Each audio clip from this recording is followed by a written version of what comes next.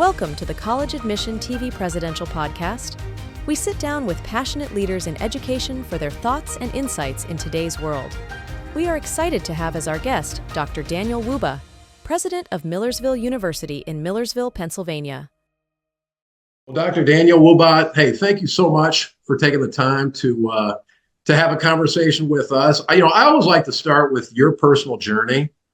Can you talk to me and talk to the audience about who are the mentors that really help shape your path? Okay. I was born in Ghana. I came to the US after I got my baccalaureate degree in Ghana to do my graduate studies. Did my master's at University of Akron and my doctorate at University of Georgia.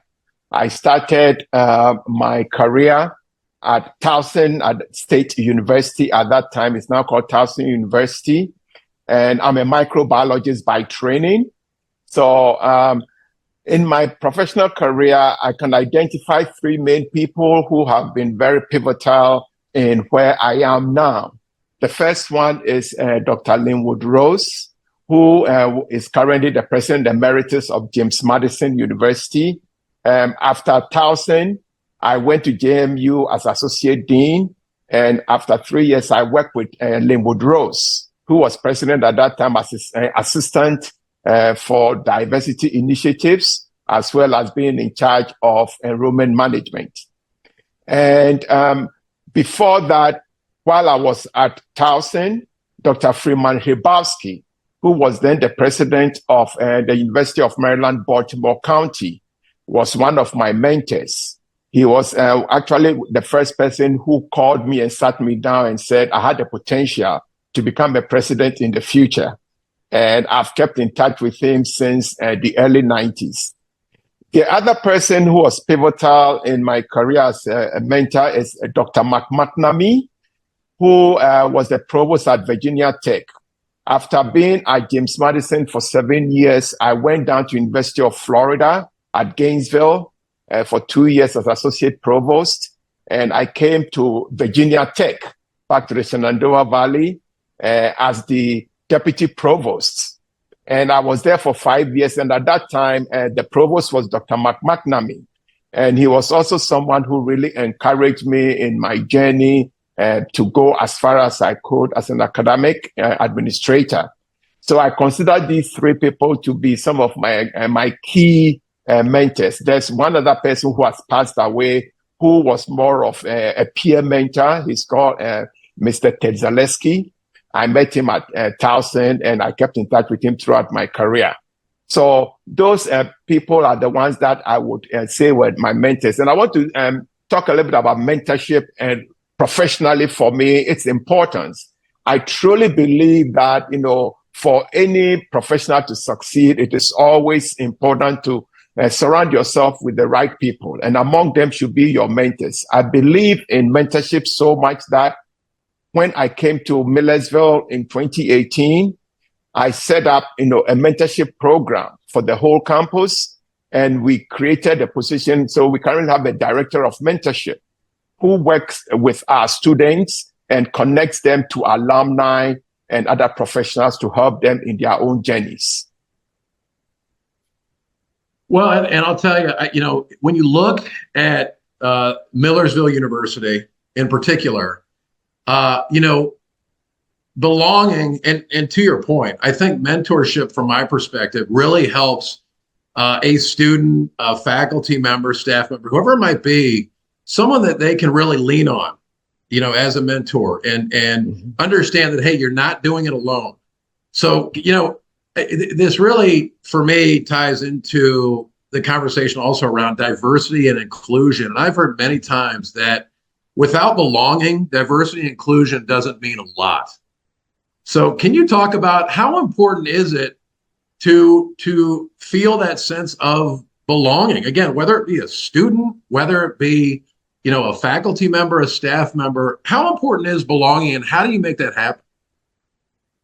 Well, I would say the whole sense of belonging is a key component of the educational journey that all students take at Millersville.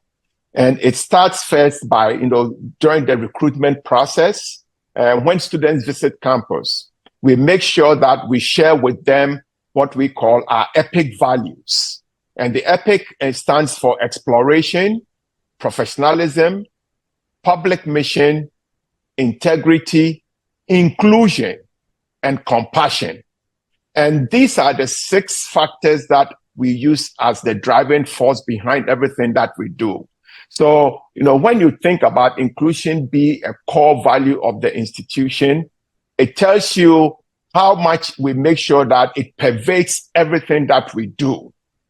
And that links us, and that brings in the issue of the sense of belonging.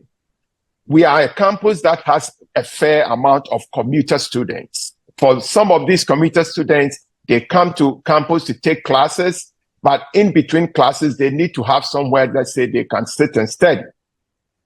So we try to provide them those spaces, and those spaces are structured such that while they're on campus, though they are here for that period in terms of studying, they would look at it as, they are part of the community.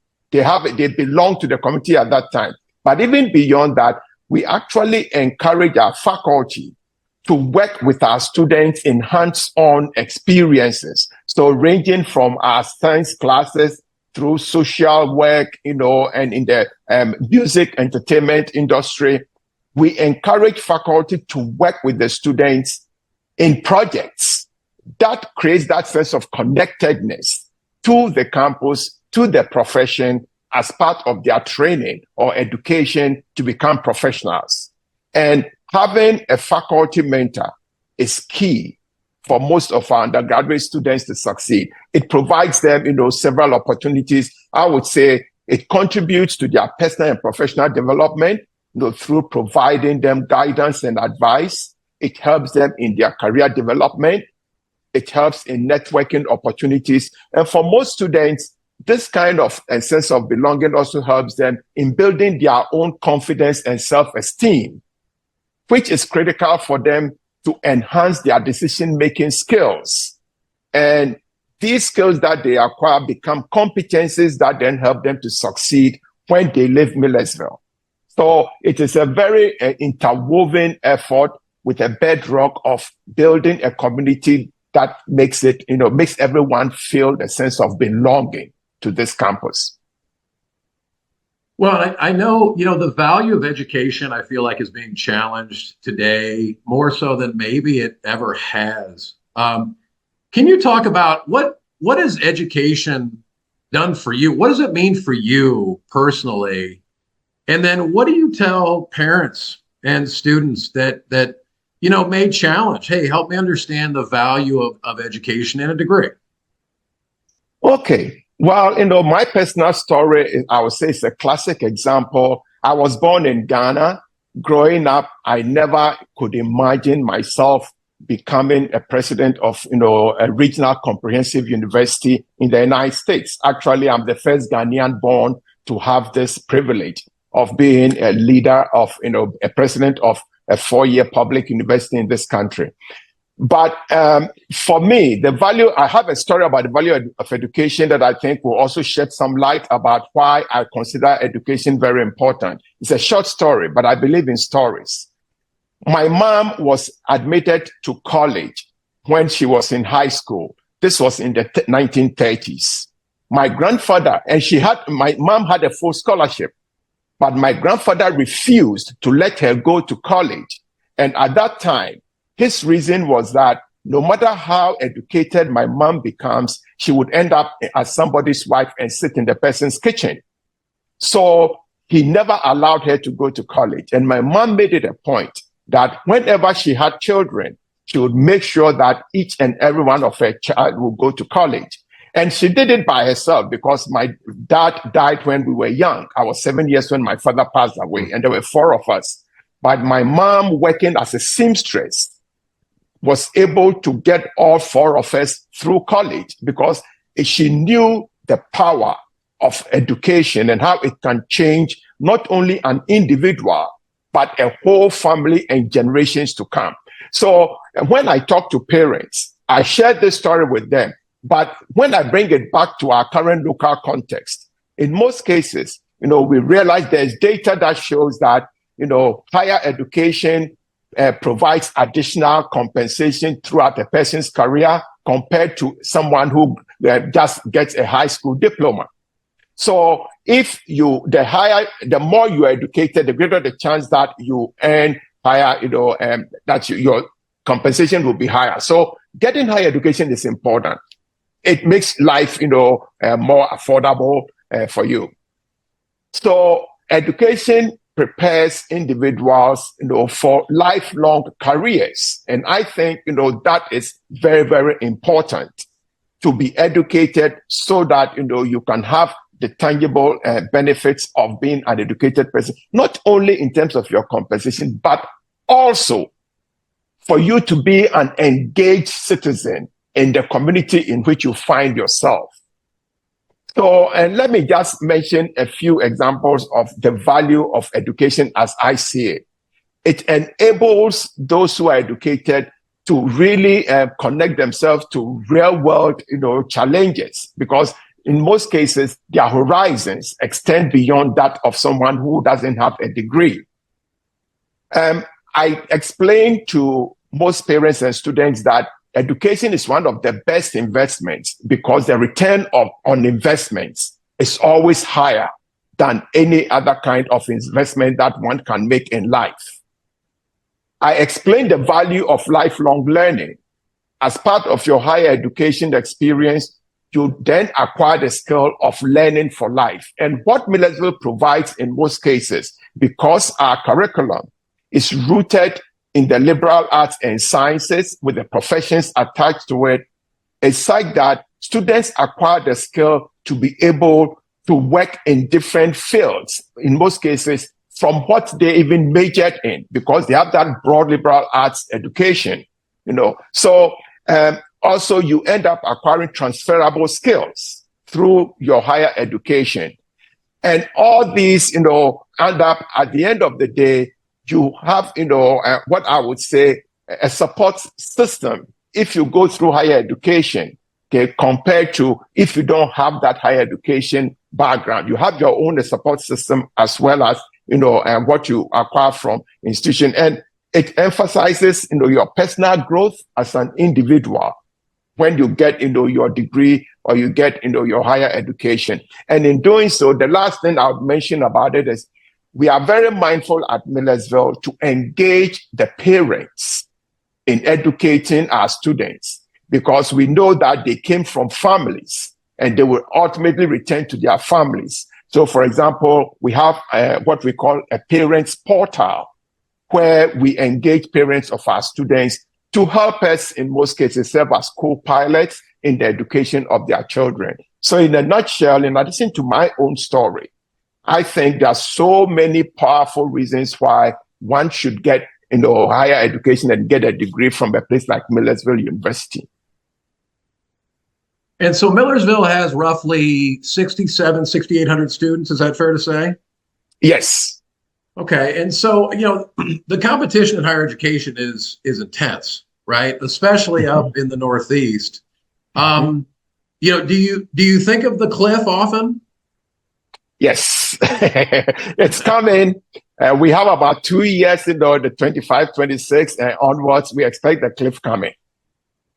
And so how do you address that? I mean, how big do you want to get and where do you find your students? Okay. That actually is one of the questions that, on my priority list and keeps me awake at night. But, thriving, in a competitive higher education market, especially for a regional public university like ours, involves having strategic planning and a plan in place, being innovative, and focusing on meeting the diverse needs of students and the community. This is very, very critical. So let me list some of the strategies that we are using at Millersville for us to be able to compete and also to thrive. First, we have to differentiate ourselves from the competition. And in this case, we do so by identifying unique programs or areas of expertise that can set us apart. An example, at Millersville, we have an emergency management program That is one of the best in the country. And so when you mention emergency management, one of the sub areas is meteorology nationally. When you mention meteorology undergraduate programs, Millersville is always in the top 10. So that's an example of how we differentiate ourselves, from other institutions.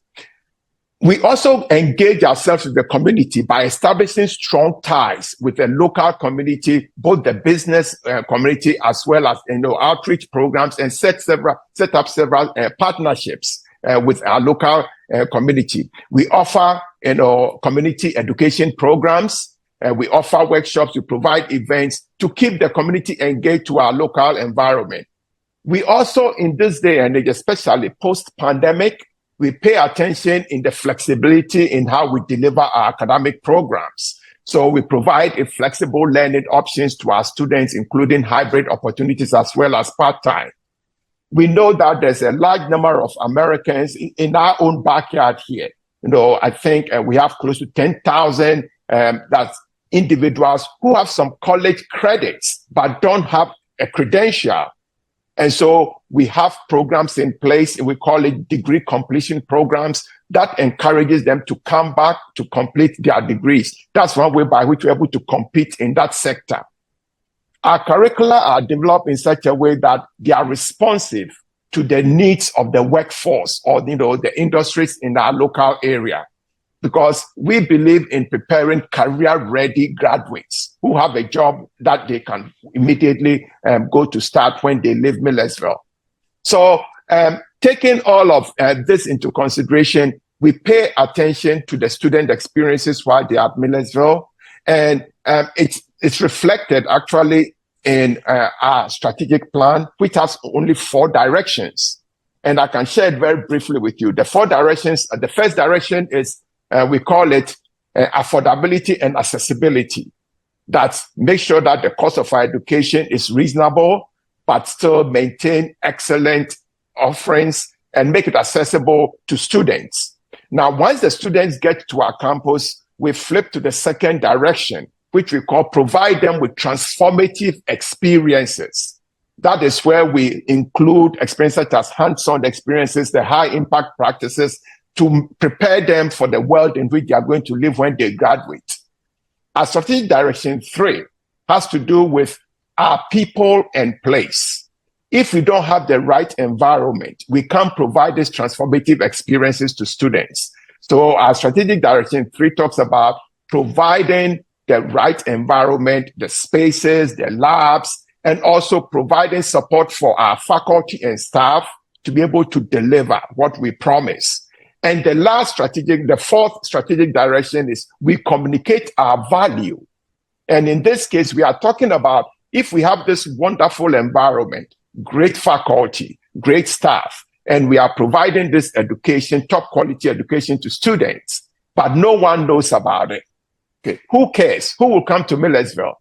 So we use our 4th strategic direction in a deliberate manner to communicate our value. And we do so in so many ways by partnering. For example, I put out an opinion op-ed about once every 3 to 6 months in the local newspaper to make ourselves relevant. I share with the local community what is going on campus. We have events on campus where we invite people from the local community. So by doing so, people know about the relevance of our university. And that is a way of recruiting the next class, the next generation of students. So it's very cyclic. So if we communicate our value well, we'll be able to then recruit the next cycle of students, and we start the cycle all over again. And how engaged are you with alumni, and how do you engage alumni? Oh, alumni are so important in what we do. I will just give you, some very quick example. Engaging them is crucial for the success and sustainability of our university. We have, having an active and involved alumni can contribute to the university's growth. It can enhance our reputation and also provide valuable support. Let me share a few strategies that we use. One, we have an alumni association with leadership that they vote in place on an annual basis. We have this Alumni Association is actually considered one of our affiliate organizations as a university. And so they are very active. They actually help the university in so many ways. We communicate with them through so many channels. In addition to mailings, we have social media communication with them.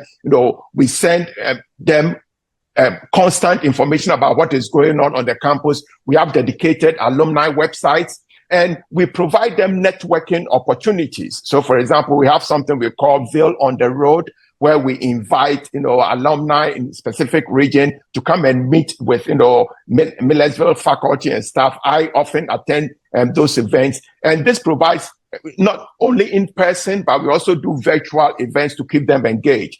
Our homecoming events and reunions are major as a university, and we always encourage our alumni to come back.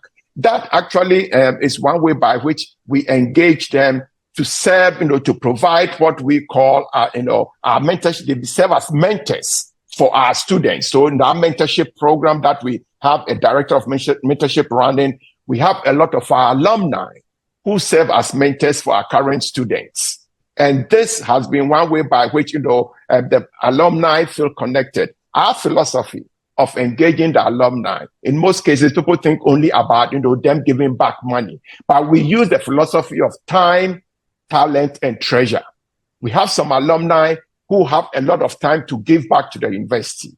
We have those who have talents that, they can provide to the university. And then there are those who can also provide, their own funding, their treasure to the university. So we use all those three as a way of engaging them. We count on them to help us. For example, we do a one-day give event, and our alumni are always competing.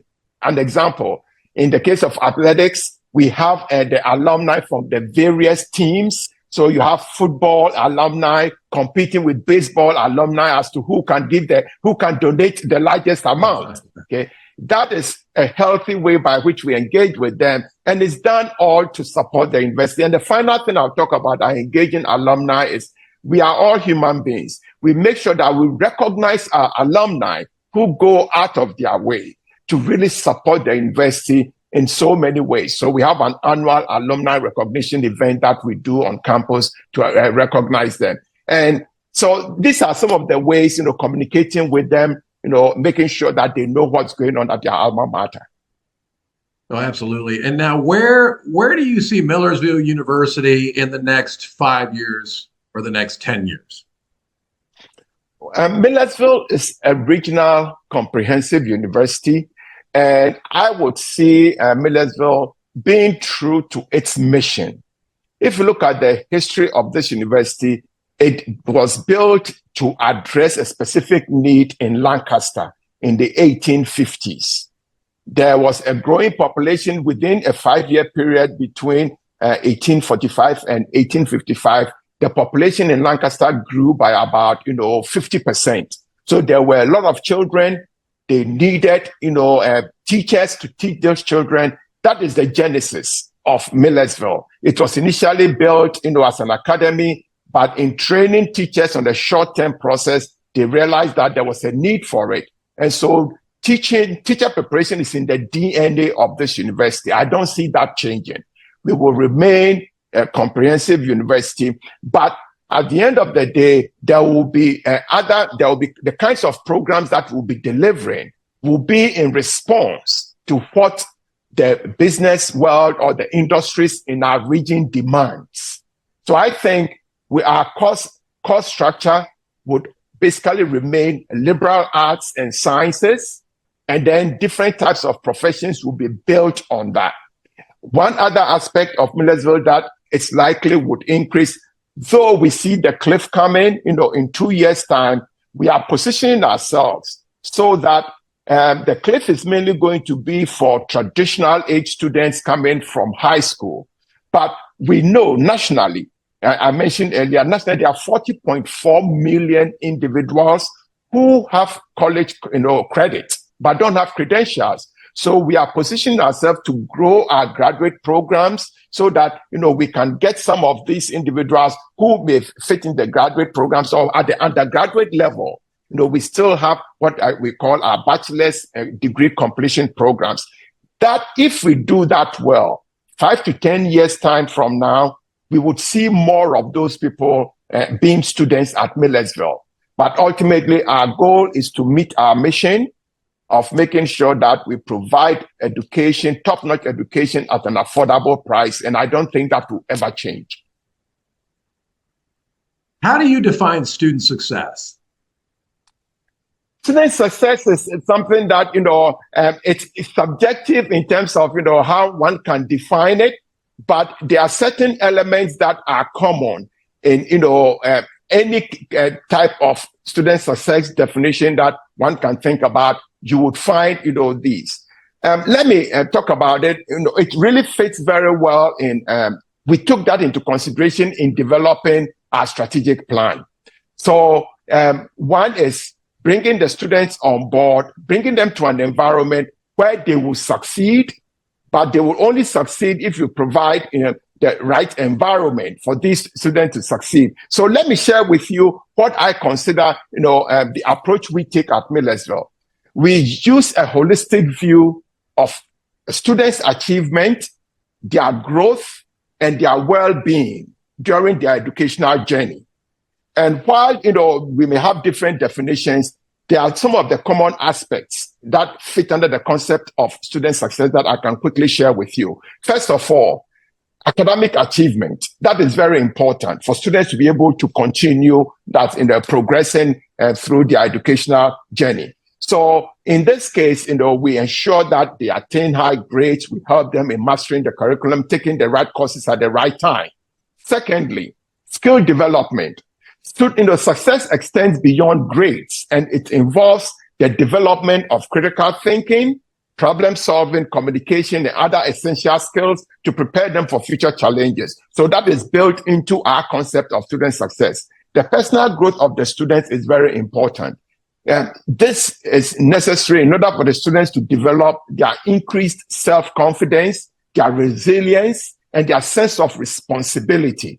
And this often can foster a positive, attitude towards learning beyond Millersville. Another aspect of student success that has now become more critical has to do with their emotional well-being, especially post-pandemic, because we all know what the pandemic did to, that students in high school as well as in college. So we believe that a successful student is one who maintains an emotional well-being, is able to cope with stress, and can build positive relationships. Their emotional intelligence and mental health are integral to their ability to succeed. We believe in that. And also, in student success, we ensure that we engage them. I mentioned earlier the high impact practices. Faculty work with them one-on-one. And finally, one of the key aspects for student success to us is that we prepare them for future endeavors, in the sense that we know that majority of our students graduating will probably have 3 or 4, at times 6 different jobs in their lives. Gone were the days where you get a job, when you graduate, you work there for 50 years and they give you a Rolex watch and you retire. It's not happening anymore. Students start, and within 2 or 3 years, they have to change jobs. So we actually prepare them to be able to handle the future challenges, when they enter the workforce. Well, Dr. Daniel Wubah, thank you so much for your time today. We really appreciate it. We love the thought leadership, and I really enjoyed the conversation. Thank you very much, Mr. Johnson. I really appreciate the time. I've enjoyed this conversation too. Thank you. We hope you enjoyed this episode of the College Admission TV Presidential Podcast. Stay tuned for our next episode, where we'll bring you another insightful conversation with a distinguished leader in higher education.